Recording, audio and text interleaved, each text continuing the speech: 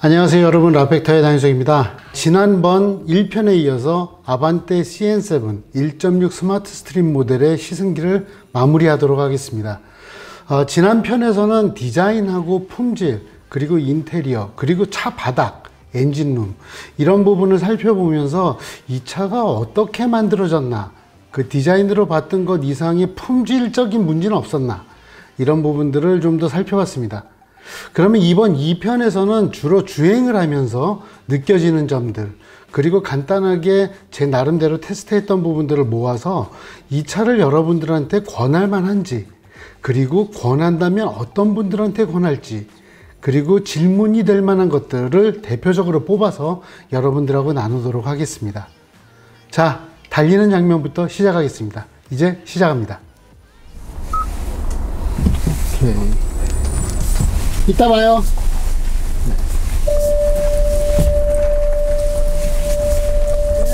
네, 좀 이따 뵐게요. 네.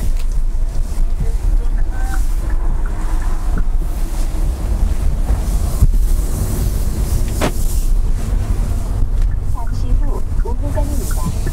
이어서 우회전입니다. 잠시 후 우회전입니다. 자, 안녕하세요. 라펙터의 나윤석입니다. 지금 시승하고 있는 차는 아반떼 CN7 올뉴 아반떼입니다. 일단 지금 아반떼 라인업은 시작입니다. 시작이기 때문에 파워트레인 부분은 거의 그냥 기존에 있었던 걸 썼죠. 그렇기 때문에 뭐가 조금 업데이트가 되어 있나만 확인을 할 거고, 그거보다는 지금 주행을 하면서 제가 가장 주의 깊게 살필 것은 플랫폼입니다. 이 3세대 플랫폼을 가지고 아반떼는 어떻게 만들어냈을까, 그리고 그 만들어낸 플랫폼이 말하고자 하는 것은 무엇일까, 그리고 느낄 수 있는 잠재력은 무엇일까. 그런데 지금 딱 출발하는데 정말 부드러우면서도 바닥에 쫙 깔려 있는 느낌 납니다.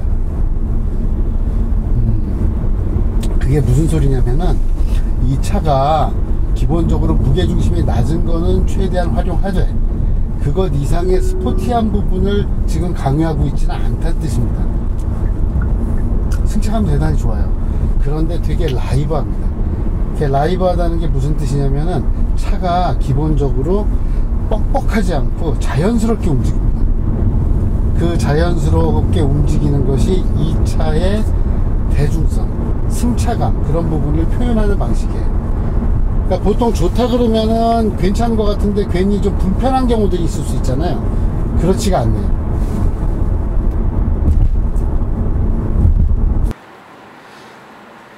네, 지금 저는 자이로에 올라왔고요. 자이로에서 이제 주행 질감을 좀 더 보도록 하겠습니다. 처음에 출발을 해가지고서 과속 방지턱을 넓을 때의 느낌, 확실히 스트로크는 짧아요. 하지만 나긋나긋합니다. 그 소리는 뭐냐면, 이 차는 뻑뻑하게 댐퍼로 잡는 스타일은 아닙니다. 그 스트로크가 짧다는 소리는 차가 출렁거릴 여지 자체가 기본적으로 많지 않다는 소리이기 때문에, 차를 너무 묶어 놓지 않으려고 하더라도, 좀 움직이더라도 기본적으로 어느 범위 안에 들어옵니다. 그 부분을 10분 활용했다는 느낌이 들고요.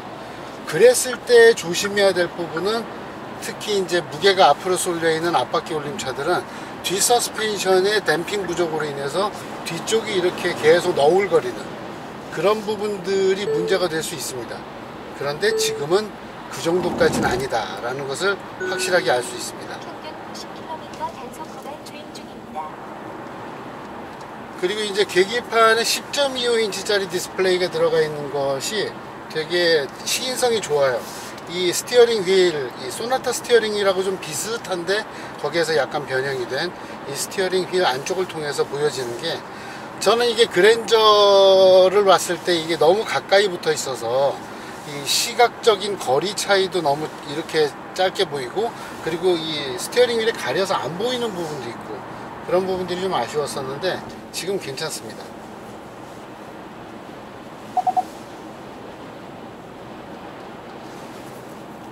네, 그리고 이곳이 자동차 전용 도로이기 때문에 확실하게 전용 도로에서는 이 주행 보조 기능을 제가 확실하게 사용할 수 있다는 거.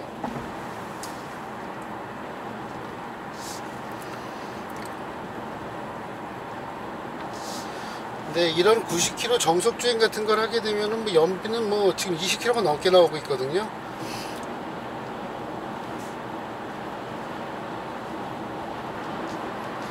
오늘 밖에 바람이 좀 많이 부는 날이에요.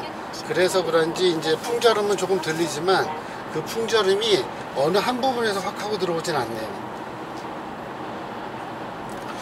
일단 주행 질감 쪽에 집중해서 말씀드리겠습니다. 주행 질감은 이렇게 빨래판 도로를 만나도 차가 두두두두 하고 떠오르는 느낌도 없고 말랑말랑합니다.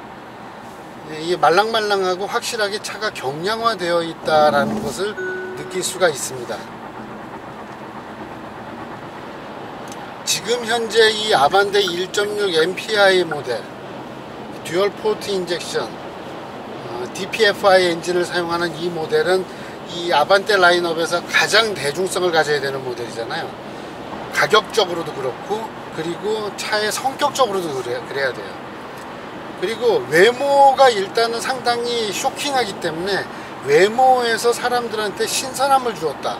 사실은 삼각반대에서 한번 예방주사를 맞았기 때문에 이 디자인을 보고서 와 이거 뭐야 이 소리 안 나오거든요. 그래서 이 소리가 없는 대신에 와 정말 차 미래지향적이다. 어우 차 아주 멋지게 생겼는데 이런 이야기가 나오는 거에 더해서 거기에다가 이제 느낌이 딱 탔더니 너무 뻑뻑해, 너무 딱딱해, 너무 스포티해. 그러면 이제 이 아반떼가 그동안 담아왔었던 그 대중적인 고객들을 담을 수가 없게 돼요. 따라서 아반떼의 본류 고객들, 지금 현재 고객들인 가성비 중요하고 자동차 저관여자이고 그리고 운전하기 쉬운 차를 찾는 사람들 한테 이 차가 맞추어져 있다는 게 느껴집니다. 그 부분이 그런데 그렇다고 해서 너무 멜로우 하지 않아요. 거칠진 않지만 탄탄한 야무진 느낌은 있습니다.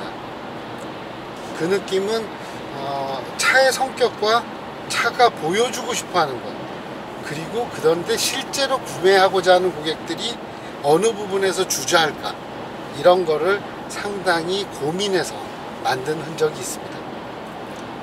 그래서 지금 주행 질감 부분에서는 아반떼는 내가 아반떼임을, 그리고 이 차는 현재 신형 아반떼 라인업의 출발점임을 잊지 않고 대중성을 위주로 잘 만들었습니다. 그러니까 이 차 가지고서 스포티하게 달리고 싶다라고 얘기를 하실 경우에는 좀 멀컹거릴 수 있을 거예요. 하지만 이 모델은 저번에 제가 이제 가격표 분석을 하면서 말씀드렸던 것처럼 이 모델은 대중성이 가장 중요하다. 심지어는 이 최고급 트림 모델조차도 결국은 풀옵션으로 사지만 가성비가 중요해요. 그러니까 뭐냐면 절대 가격과 가성비, 그러면서 결국은 그런데 차를 가지고서 뭐 아주 멋있게 타고 그런 사람들보다는 차가 실용적이길 바라는 그런 분들한테 맞는 차다. 그리고 노면이 안 좋은 곳이 나왔는데 이렇게 노면이 너울지는 곳, 그리고 요철이 이제 땜빵 자국이 많은 곳을 지나갈 때도 차가 바닥에 있는 건 읽어요.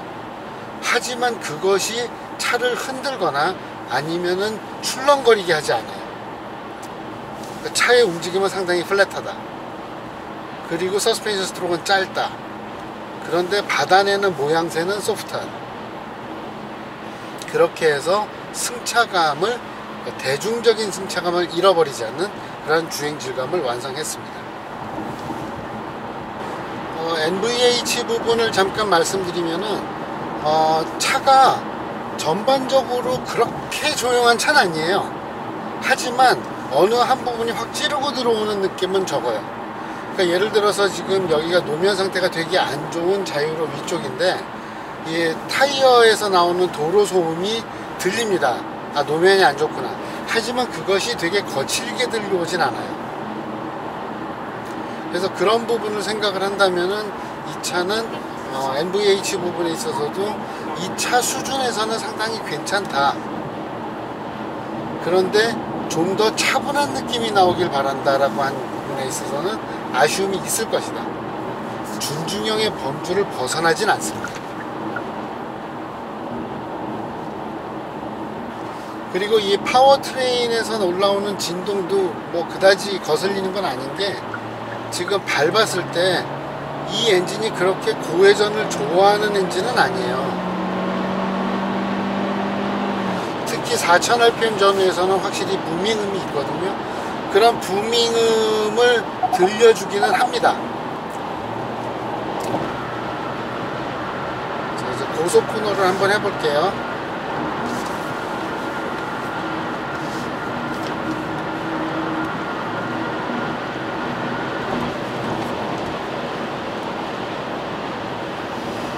스카이훅의 제어가 자연스러워요. 그거는 이 차가 서스펜션을 단단하게 한 게 아니라 스트로크가 짧다라는 거에서 오는 거예요. 차가 부응하고 떠오르지 않아요. 기본적으로 무게중심을 낮추었다라는 게 이렇게 여러 가지로 작용을 합니다.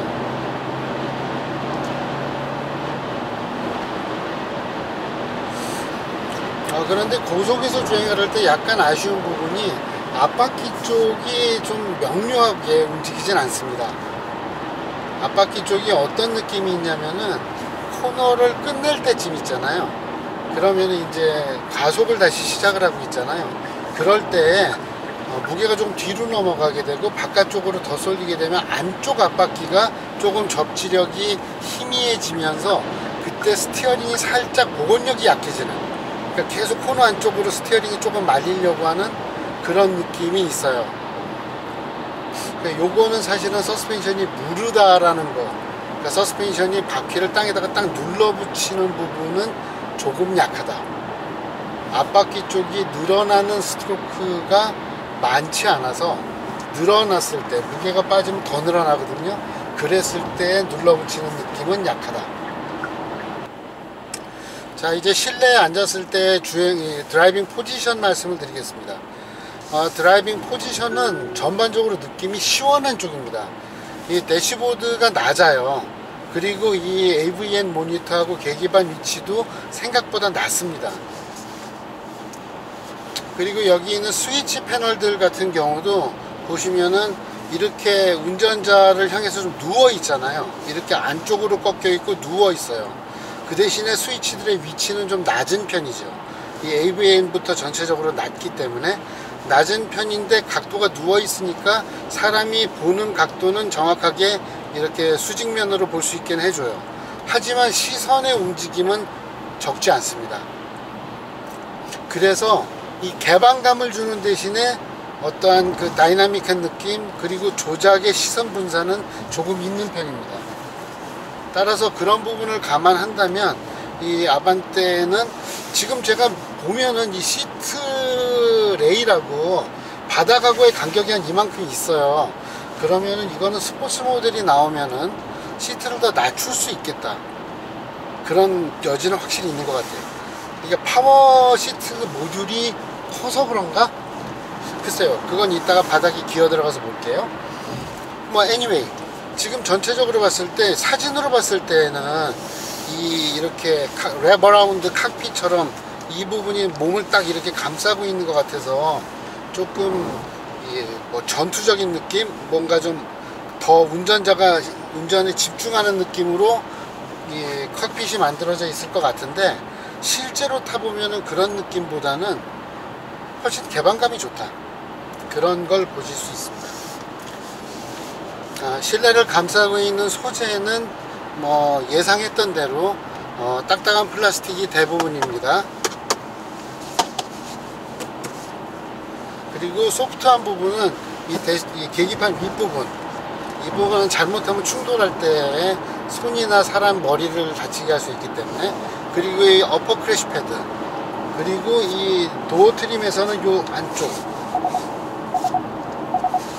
위쪽은 아니에요, 요 도어 손잡이 쪽, 요 부분에만 얇은 우레탄 층이 있습니다. 시트는 앞 시트하고 뒤 시트의 착석감은 확실히 차이가 있어요.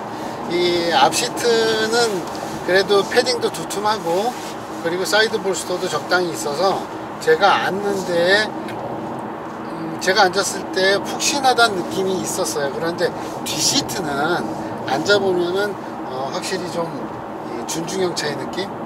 생긴 것보다 조금 딱딱합니다. 제가 이제 카메라를 다느라고 뒤에 먼저 앉았을 거 아니에요. 근데 뒤에 앉았다 앞으로 오니까 의자가 어우 좋네, 그런 느낌이 턱 하고 나왔습니다.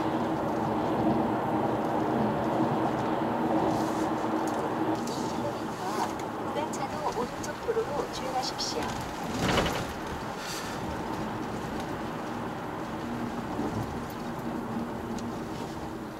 예, 노면 요철이 더 안 좋아지니까 약간 접지력을 잃는 그런 느낌이 있습니다만 큰 뭐 무리가 되는 정도 수준은 아니고요. 소나타 2.0을 처음 시승했을 때 느낌보다는 플랫폼이 조금 더 숙성된 느낌은 있습니다. 다만 이제 아까 브레이킹을 하면서 이 노면에 요철이 많은 데를 딱 들어가니까 뒷서스펜션이 살짝 툭 날라요. 그 부분은 이제 그게 멀티링크가 아니라 토션 빔을 사용한 흔적이 있는 겁니다. 하지만 그 부분이 평소에는 그렇게 많이 느껴지진 않습니다.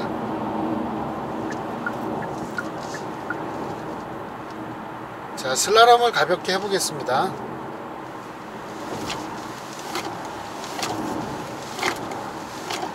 네, 스티어링은 상당히 빠릅니다. 스티어링은 상당히 빠르고, 그래서 뒷바퀴가 따라오는데 약간 무리가 있을 정도. 네, 스티어링이 상당히 빠릅니다.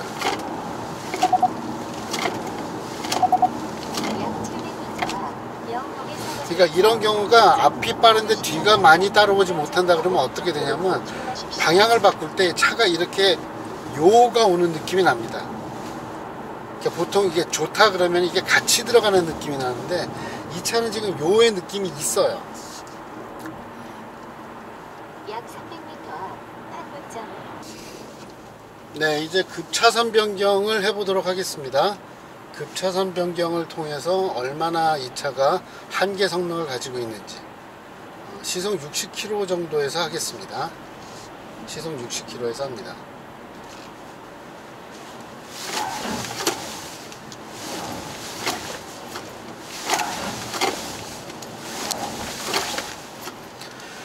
네, 전반적으로 차는 물렁입니다. 그런데 그립을 잃진 않아요. 그런데 앞바퀴 쪽에서 이 자세 제어 장치가 아주 미리부터 개입을 합니다. 그 소리는 뭐냐면은 이 차가 언더스티어가 처음에 못 따라가니까 나고, 그리고 그런 다음에는 다시 오버스티어로 돌아가려고 한다. 그러니까 꼬리 부분이 이 차를 많이 따라오지 못하는 거 하나. 그러니까 첫 번째, 앞바퀴가 완전히 땅을 딱 물고 확 들어가지 못하는.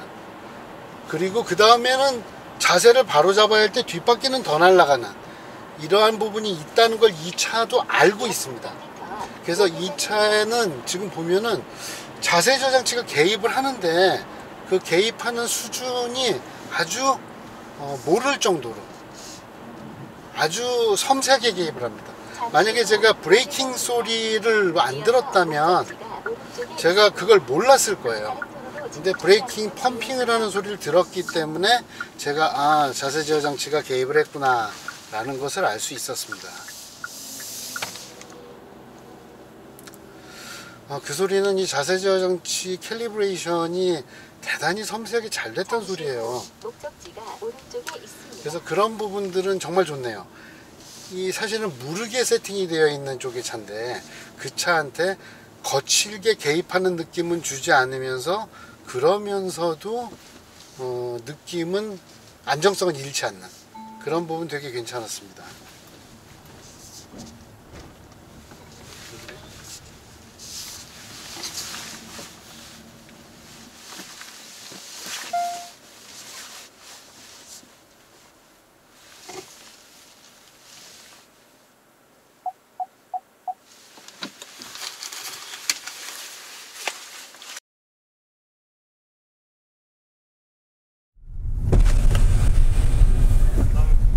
수고하세요. 고생하세요.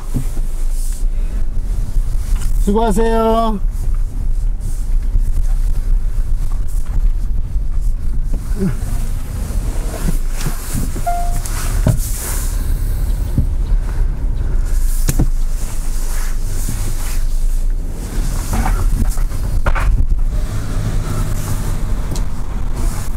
약 300m 통일로 방면 우회전입니다.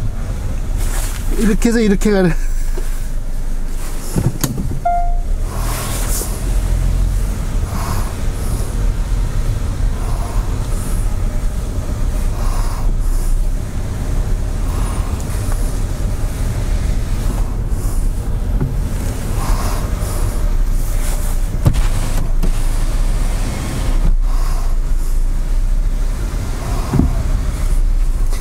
내비가 절로 가랬어요. 약 300m 통일로 방면 우회전. 내비가 절로 가서 좌회전하라 그러더라고.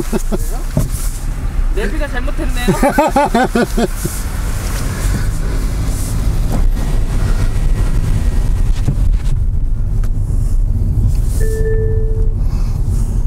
잠시 후 우회전입니다.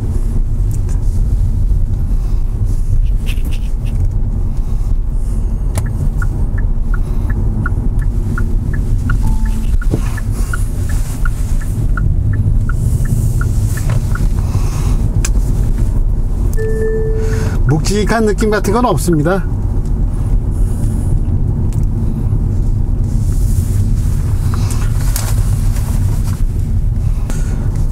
한번 반자율 주행 기능을 한번 써보도록 할까요?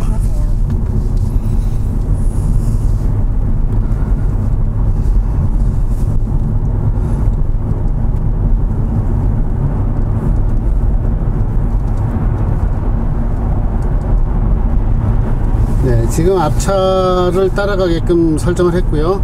그리고 레인 팔로우 어시스트 작동하고 있고요.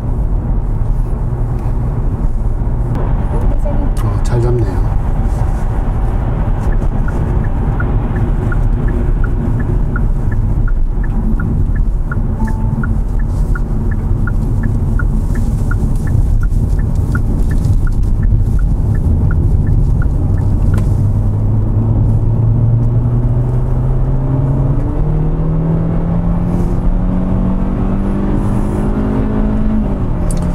그래도 엔진은 6400rpm까지 잘 돕니다. 뭐 파워트레인이 특별하게 뭐가 괜찮다 뭐 이런 건 없어요.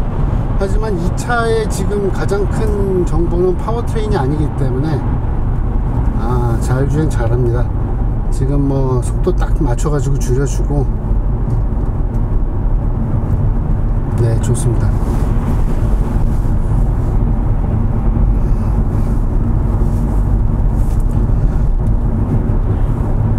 물론 지금 이 차가 주행거리가 570km 정도밖에 안 된 새 차예요.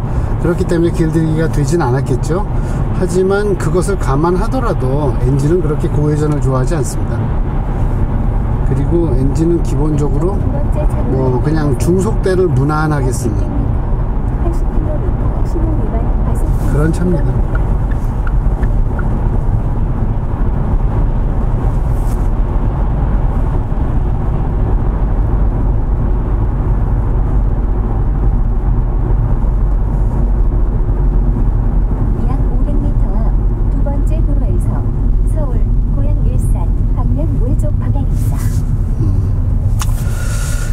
이 준중형 차에서 이렇게 스타트 스톱이 적용이 되는 이런 반자율 주행 기능을 사용할 수 있다. 이것만으로도 박앤스 1 아닌가요?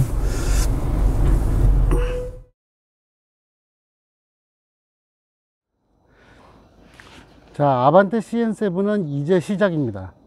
그리고 파워트레인 2개 나온 것은 기존에 있었던 파워트레인을 캐리오버 했다고 볼 수 있습니다.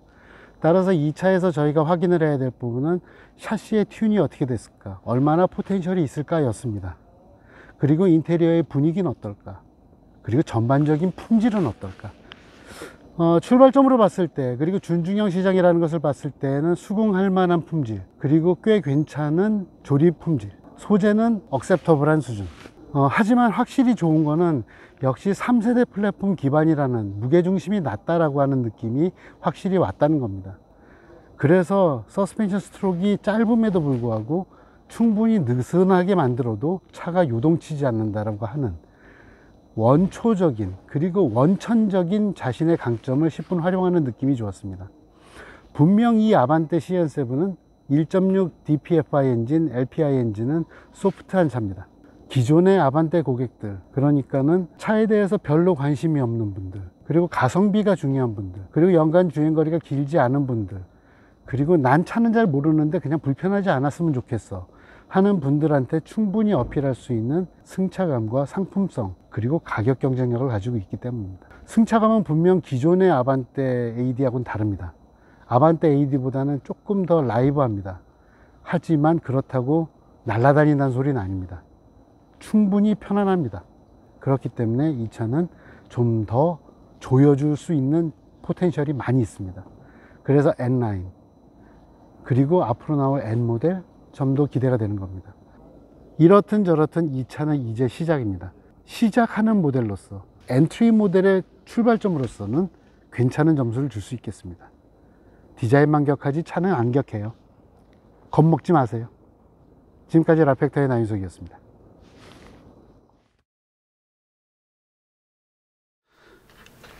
자, 이제 진짜 마무리입니다.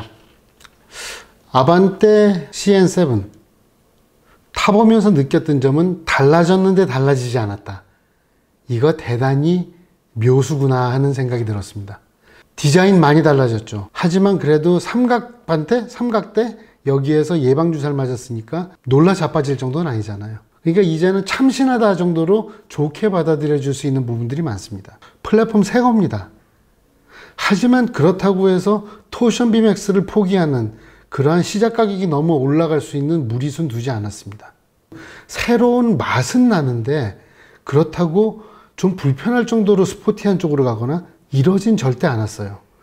그러니까 무난함은 제대로 지켜내고 가격도 무난하게 지켜내고, 하지만 새로운 맛은 주는 아주 영리한 제품 기획이 아반떼 CN7의 출발 모델인 엔트리 모델인 1.6 스마트 스트림에서 가장 빛났습니다.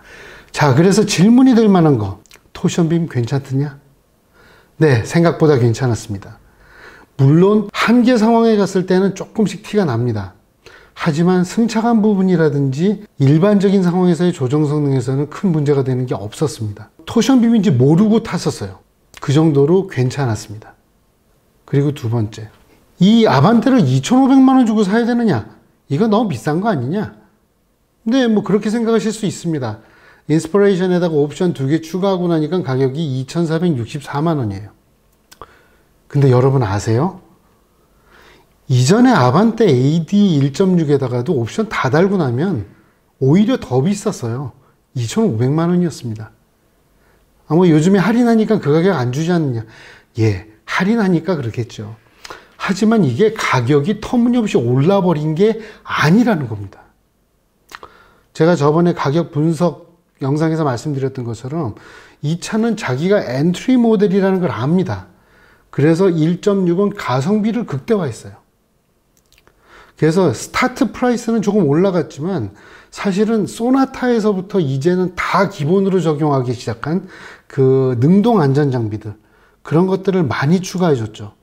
예를 들어서 전방 충돌 방지, 차로 이탈 보조, 차로 유지 보조, 운전자 주의 경고, 하이빔 보조, 전방 차량 출발 알림, 이거 카메라 베이스로 하는 거라 그랬잖아요. 요거를 다 기본 패키지로 넣었어요. 이게 새로운 플랫폼하고 상관이 있는 거잖아요. 그런데 그렇다 그러면은 이 차가 비싸진 게 아니냐? 아니죠. 아까 말씀드린 대로 최상위 모델로 갔을 때는 오히려 싸졌어요. 기능은 더 많은데. 그렇다 그러면 이 차는 정말 하이테크의 민주화가 줄 수 있는 가격적인 메리트, 새로운 기술과 첨단 기술을 대중적인 중중형 차에서도 가질 수 있다라고 하는 해방, 이런 걸 정말로 해준 차입니다. 그러면 소나타 안 사고 이거 사는 게 낫겠네? 물론 두 모델 사이에는 차이가 있습니다. 오토 기준으로 해가지고 비교해 보면은 출발 가격이 한 600만 원 정도 차이가 나요. 소나타는 큰 차체에 2.0 엔진에 멀티링크 리어 서스펜션까지 다 가지고 있죠.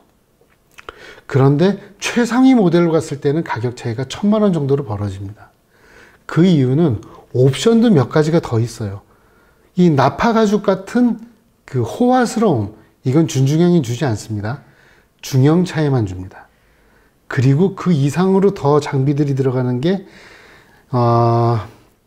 헤드업 디스플레이, 그리고 서라운드 뷰, 이런 장비들은 준중형급에선 주지 않는 겁니다. 물론 SUV로 가면 얘기가 달라요. 소형 SUV에도 헤드업 디스플레이 있어요. 이런 걸 볼 때 이 준중형 아반떼가 얼마나 실속을 중시하고 가격 대비 성능을 중시하는지, 그리고 동시에 절대 가격도 얼마나 중요하게 생각하는 모델인지, 그런 것들을 보여주는 겁니다. 따라서 내가 좀 호화스러운 옵션을 원한다. 아반떼에서는 답답하실 겁니다. 실내도 딱딱한 플라스틱 천지죠. 그리고 나파 가죽 같은 고급 가죽도 없어요. 멀티링크 리어 서스도 이 차에는 없어요. 하지만 여러 가지 기능은 내가 갖고 싶고, 그런데 너무 많은 돈은 주고 싶지 않다. 아반떼가 딱입니다. 그리고 여러분들이 만약에 처음 내 차를 가지시는 분, 운전이 서투신 분이라면, 저 같으면 소형 SUV보다 아반떼로 갑니다. 왜냐하면 소형 SUV보다 아반떼가 더 저렴해요. 그리고 플랫폼은 더 신형이에요. 그래서 더 많은 안전장비들이 갖추어져 있습니다. 그리고 아반떼는 여러분들 소형 SUV에서는 절대 찾아보기 어려운 실내 공간을 갖습니다. 뒷좌석 공간이 EF 소나타보다도 넓다고 하잖아요. 그리고 제가 저번에 XM3 시승기 때도 말씀드렸죠. 이 쿠페형 SUV를 만드는 이유가 단지 모양 때문은 아니라고요. 트렁크가 그러니까 깊이가 깊어지니까 짐을 더 넣기가 좋습니다. 왜냐하면 얕은 SUV 트렁크에는 짐을 위로 쌓아야 되는데, 이런 세단 트렁크들을 깊게 넣어서 일렬 종대로 짐을 넣을 수도 있어요. 아반떼 가성비 정말 최고입니다. 디자인도 젊습니다. 그러면서 승차감 딱딱하지 않습니다. 이렇게 나긋나긋하고 가격적으로도 나긋나긋한 이러한 가성비 최고의 차가 정말 묻어나지 않는 디자인으로 나왔어요. 제가 볼 때는 이 차는 사면은 나도 만족하지만 보여주는데도 꿀릴 게 없을 것 같아요. 세단 시장을 다시 살리겠다. 현대차가 보여준 소나타로부터의 시작이 아반떼에서 정말 큰 획을 그을 것 같습니다. 첫 차, 소형 SUV 하지 마세요. 아반떼 하십시오. 지금까지 라펙터의 나윤석이었습니다.